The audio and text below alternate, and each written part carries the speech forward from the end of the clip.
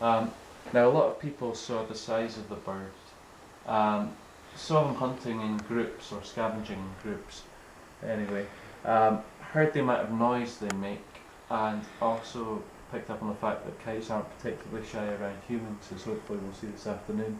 And I guess all of these things maybe added up in people's minds and created this impression that the kite was going to be in some way a danger to that these birds were going to come down and pick up lambs and take them away. Black Isle up in the north of Scotland. And they brought over birds from Europe. Fortunately, there are quite a few places in Europe where red kite numbers have always been quite high and they've never suffered the same sort of problems as they have here. So they brought over kite chicks from Spain to the Chilterns and from Scandinavia to the Black Isle and kept on bringing them over as a child.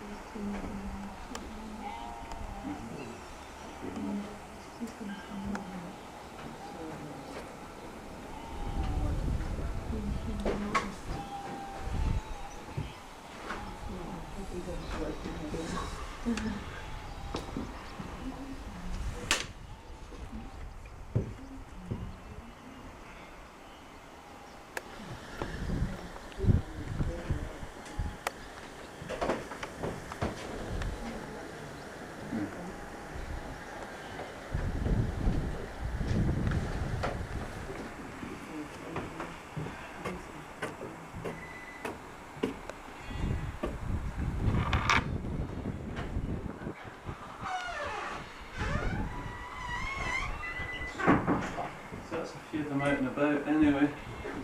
What will happen just now is that one of them will probably come across, spot the food, and then they start making these kind of 3 to 5 high-pitched whistling calls to tell the others that the food's there. And then they tend to come down for it in a group when they finally decide they're hungry.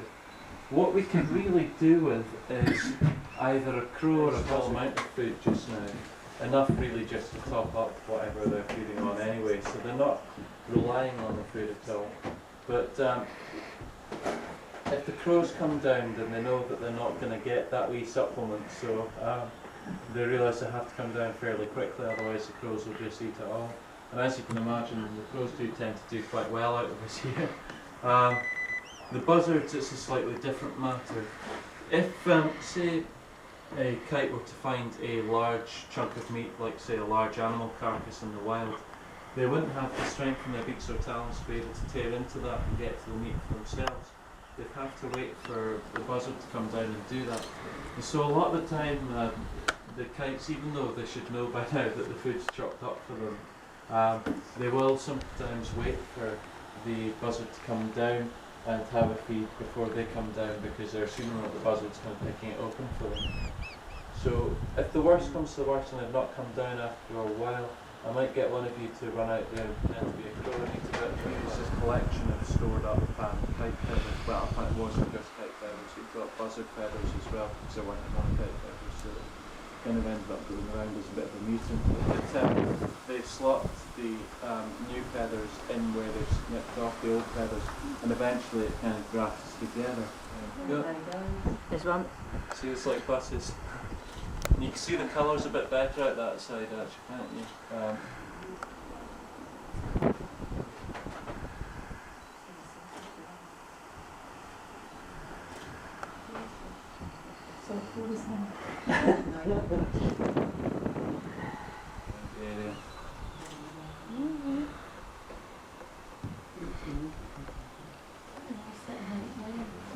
Yeah, well, they're running around there earlier. They'll all be sitting up there saying, There's certainly still one above the field there.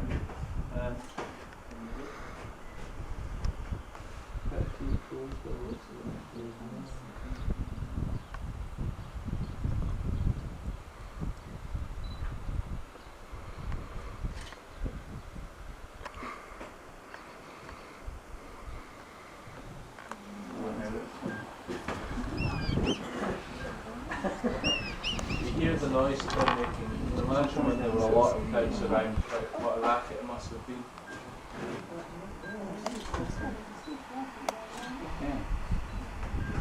You also see when they're actually flapping their wings how much harder work it looks than when they're just gliding around. This kind of goes to show what a gliding bird they are.